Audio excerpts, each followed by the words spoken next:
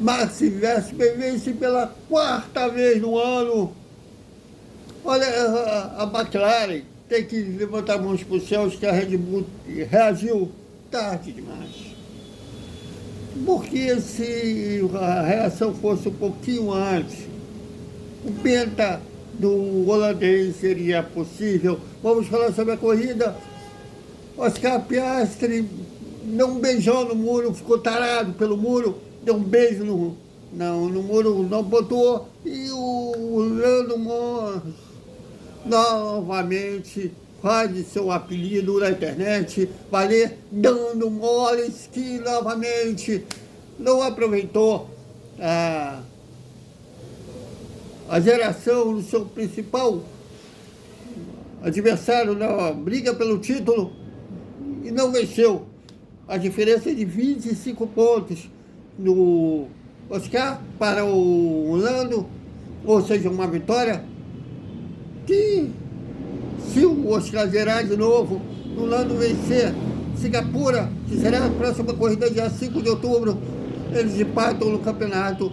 E mais um critério de empate, o Oscar ainda fica na frente, vou explicar isso. Gabriel Bortoleto teve um final de semana para esquecer. E também Williams foi a vencedora moral do dia. Tudo isso já. Salve, salve, galera da Velocidade! Mais um vídeo pro Ouro Velocidade. Antes de mais nada, peço que vocês curtem, compartilhem, comentem, espalhem para geral, porque aqui a galera tem moral, aqui todos TVs. Bom, Max Verstappen venceu nas ruas de Baku. Se consolida na terceira colocação do campeonato de pilotos. Olha aí. Ele deve estar lamentando que a Red Bull, com as perdas que teve, eu acho até que aquela punição que eles tiveram já tem um baita de um tempo, que quando eles estouraram o teto orçamentário no terceiro título, entre o terceiro e o quarto título, não lembro agora, no Max, que até na premiação da FIA todo mundo zoou, falou, poxa, ultrapassar o teto orçamentário é mole, né? Fazer um carro superior aos demais é muito fácil, foi até que eles venceram 21 das 22 corridas, sendo que com o Max 19 e 2 com o Sérgio Pérez. E aquele carro, aquele super carro da Red Bull foi acima do teto orçamentário, que eles foram punidos, né, pagaram uma multa e ficaram um tempão sem poder usar seu túnel do vento. Isso prejudica muito a formação de um carro. E eu acho que essa decaída da Red Bull no meio da temporada passada a esta ainda é um pagamento daquela punição que, se eles reagissem mais cedo, Max teria sido uma chance de disputar seu pentacampeonato, uma vitória de ponta a ponta, não perdeu o primeiro lugar para nada. E o Carlos Sainz foi um real vencedor do dia. Eu vou explicar porque. Não que o Max foi sujo com ele, até eles não chegaram nem a brigar pela ponta. Inclusive, ele teve até a volta de número 25, o Carlos Sainz era o segundo colocado, e depois da parada que ele perdeu a segunda colocação, uma boa estratégia, inclusive, da Mercedes, antecipando a parada do George Russell para dar esse nó tático na Williams. Mas a Williams é uma equipe de reconstrução. Foi uma equipe dominante no final dos anos 80, início dos anos 90, a ponto do Ayrton Senna se humilhar publicamente para ir para lá. os novatos não devem ter acompanhado, ou até gente antigas que sabe da importância do Ayrton Senna, mas não acompanhava a Fórmula 1 detalhadamente. Eu ainda vou postar um vídeo aqui, inclusive, de uma pós-corrida do Ayrton, que, como o Prost assinou com a Williams mais cedo, no início ainda de 92, visitando um campeonato de 93, já que no ano de 92 ele tirou um ano sabático, porque a Ferrari demitiu, mas não deixou de assinar com equipe nenhuma. Ele foi obrigado a passar um ano de 92 sabático. E um pós-corrida que não tinha uma pergunta nada a ver com o veto do Prost a ele. Ele praticamente se humilhou ali. Dizendo, inclusive, chamando o Prost de covarde. Mas foi uma equipe que foi dominante. Até 1997, que foi o último título da Williams, né? Tanto de construtor quanto de piloto, com o Jacques Villeneuve. E depois disso, eles tiveram anos muito bons, embora não brigou com o título com a BMW, inclusive foi um erro do Frank Williams, Deus o tenha, né, não ter permitido essa chegada da BMW como gestora da Williams. Eles queriam que a BMW só fornecesse motores, mas não fizesse parte da administração da equipe. E a BMW, já que eu não posso mais, só querem que eu forneça motores, eu me sinto usado, tchau. Foi um erro ali, porque a equipe decaiu muito. Chegou a dar anos sequer pontuar. Está na última colocação, literalmente, no Mundial de Construtores. Que os pilotos, inclusive, fugiam da Williams. Tinha eu vou falar, os pilotos recém-chegados da base, querendo subir para a Fórmula 1, tendo contato disso, né? Tendo verba, comprava a vaga lá, uma coisa que o Frank Williams, nos tempos normais dele, não gostava de fazer isso. Ele nem sequer cogitava isso. Ele tinha bons patrocinadores, já teve a fabricante de cigarros Chamel como uma das... Teve a Hotman no ano do que o Ayrton Senna foi para lá e, infelizmente, o casamento que o Ayrton Senna visava ser o casamento perfeito, só durou 3 corridas. Eu sei que tem aqueles chitas, aqueles fãs muito fanáticos do Ayrton que culpam a Williams. Eu fico querendo saber se os canadenses têm ódio da Ferrari por o Gilles Villeneuve ter morrido defendendo a equipe.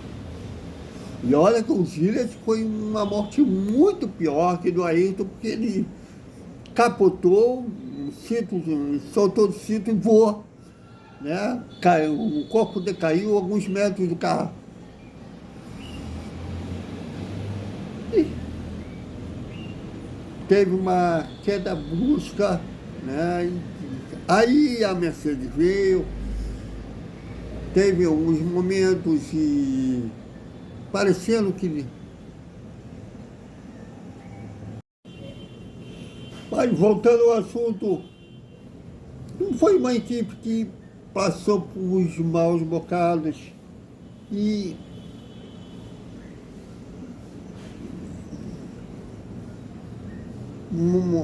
a situação financeira da equipe caiu demais, fazia carros sofríveis e chegou um pouquinho antes da pandemia, eles se acertaram com um patrocinador que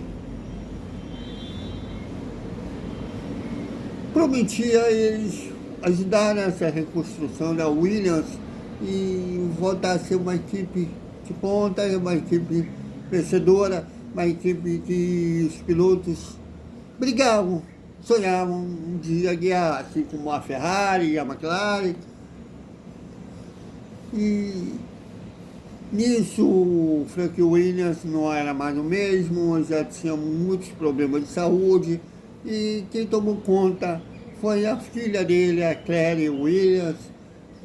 Inclusive tinha um documentário sobre a equipe na Netflix, e justamente pegou muitos momentos legais da equipe, inclusive a primeira Williams, né, que saiu da Fórmula 1, Frank Williams ficou deprimido, ele com o Patrick Ett, né, conseguiram, né, formar patrocinadores, fazer uma segunda Williams que foi até o fim da vida do Frank, o acidente do Frank que deixou ele paramédico, e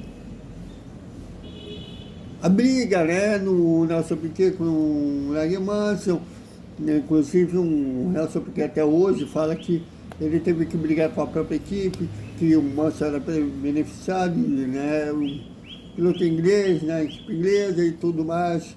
Embora a direção, como o próprio Patrick West, eu acho que foi o Patrick que falou, o Mansell era tão chato, mas tão chato, que ele não, sequer ele deixava a equipe ajudar se quisesse. E aquela coisa, a alta direção até podia querer um Mansell campeão, mas já os mecânicos, tudo mais, gostavam mais do Nelson Piquet, porque o Nelson Piquet era aquele cara boa praça, sem noção, mas boa praça. Chamavam os mecânicos para tomar um churrasco na casa dele, chamava para bater bola. Então os mecânicos gostavam mais do Nelson do que do Mansell, que era muito frio. Além do mais, o Nelson era preguiçoso. Se não fosse nas caras dele testar o carro, a equipe chamasse, ele falava, não, é meu dia de folga. O Nelson, não estou indo. Mesmo sendo um dia de folga, o Nelson, não estou indo, vou aí testar. Então pegava muita coisa boa. E pegou essa decadência da Williams, né, que inclusive teve uma briga familiar, porque o Frank já não podia acompanhar mais a equipe nas viagens pelo mundo. E tem a Claire, tem um filho, esqueci o nome do filho do Frank. E os acionistas, os investidores, inclusive, disseram para o Frank, a Claire que é a competente, bota ela para a chefia da equipe. E o filho ficou como se fosse no memorial da equipe. E eles se romperam por causa disso, né? Briga por poder familiar. Inclusive a Claire chorando, falando que não falava com o irmão há um bom tempo. Não sei se agora com a equipe vendida eles voltaram a se falar, mas pegou essa decadência triste da Williams, ficou anos sem sequer pontuar.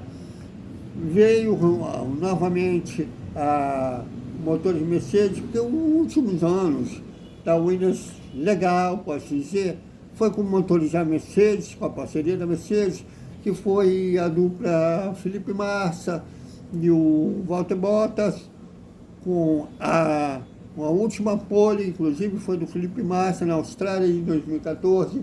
A última vitória foi em 2014, estamos em 2012, desculpe, com o Pastor Maldonado naquela dupla paga grana, pode dizer, pilotos pagantes, o Pastor Maldonado, venezuelano, e o Bruno Senna, o sobrinho do Ayrton. A última vitória foi essa, e uma corrida maluca, né? Porque quem fez a pole foi o Hamilton, só que o Hamilton foi punido. E também teve o Fernando Alonso, teve problema na largada, mas chegou a se aproximar pela vitória do Pastor, mas não conseguiu passar. Enfim, depois daqueles anos 2012, 2016 batendo na trave de vencer Silverstone, a equipe decaiu muito, chegando a dar tristeza. Tinha gente, inclusive, falando da venda da Williams. Aí chegou esse patrocinador prometendo mundos e fundos. Só que veio a pandemia. Não, que veio a pandemia, o patrocinador se retirou. A Clary não viu outra situação, sem ser. Deve ter convencido o pai, porque não acontecia nada sem a assinatura do Frank. E a equipe tinha que ser vendida. E quem comprou foi um grupo de investidores chamado Daltron Capital. E tirou gente já experiente, como James Rhodes, ex-Mercedes. Que a gente repara que eles fazem um trabalho sério de reconstrução da Williams. Inclusive, eles brigam pela um aumento do teto orçamentário, porque o teto orçamentário pega muita coisa, inclusive não podendo investir em reformas da fábrica. E eles estão brigando por uma melhora, um aumento do teto orçamentário, que eles precisam fazer várias modernidades lá na fábrica, porque tem coisas nos anos 80 que funcionava naquela época, que pertencia à família Williams, hoje é ultrapassada. E você vê esse trabalho de reconstrução do capital. Agora eles pontuam com mais frequência, mas batiam na trave. E após eles conseguiram hoje com o Carlos Sainz, que fez uma corrida consistente, né? Uma boa estratégia. Não dava para brigar com a Mercedes, que é um carro muito mais forte, potente, assim dizer, do que e mais estruturado do que a Williams. Então, em terceiro lugar, no Carlos Sainz, vale muito hoje para a Williams. Então, foi como se fosse, sim, uma vitória para a equipe, não só para a equipe, como a Fórmula 1. Nós que gostamos de automobilismo, queremos rever a Williams lá no topo. Um desperdício ver a Williams no fundo do grid. E que seja um sinal que eles vão frequentar a pódio com mais frequência e, quem sabe, daqui a um tempo começar a ganhar corrida. E que um relacionamento com o Carlos Sainz e a equipe não é muito simples, é trocar de equipe. Estavam sendo muito grossos um com o outro. Esse pódio deve ajudar muito eles. A Ferrari teve um final de semana, não chegou a namorar o pódio, mas também não foi tão sofrível como os outros finais de semana. O Hamilton fez uma baita corrida de recuperação, largou em 12º, chegou em 8º. Inclusive, a equipe, na última volta, pediu que o Hamilton deixasse o Charles Leclerc passar, só que demoraram tanto para fazer esse pedido. O Hamilton chegou a desacelerar, né? Tirar o pé para ver se o Charles Leclerc passava. Só que faltou aderência para o Monegasco dele passar. Olha, muita coisa está acontecendo errada nesse relacionamento Hamilton e Ferrari, mas olha, é visível que a Ferrari hoje prioriza o piloto da casa. Ano que vem, eu estou curioso como será ano que vem, com o Hamilton mais adaptado à Ferrari. Então, foi um circuito de rua, não é uma corrida muito movimentada, né? Mas teve situações emocionantes, a batida do Oscar Piastri mostrando que ele sentiu a pressão. A pena, né, que o o Lando Norris dando moles, não chegou a descontar tanto.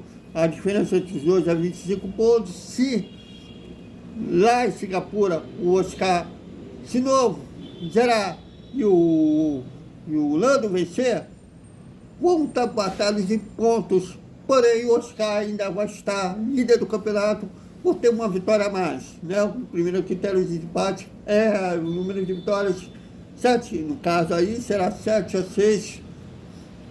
E uma pena também que o Verstappen, a Red Bull reagiu muito tarde. A diferença para o Piastri é de 69 pontos. O Piastri, o Lando é menor, de 44 pontos. Ainda dá para o Verstappen buscar o vice-campeonato, não dá para chegar no Piastri, a não ser que o Piastri zere 3 corridas seguidas e o Verstappen vença mais 3 vezes seguidas. Mas foi uma corrida não muito movimentada, mas menos chata que eu esperava que fosse. Então, é isso, galera. Até o mágico Fórmula 1, já que no dia 5 é dia de GP de Singapura, com horário bem mais acessível, às 10 da manhã, né? Porque hoje foi às 8. É um horário até covarde para um domingo, né? Até mais.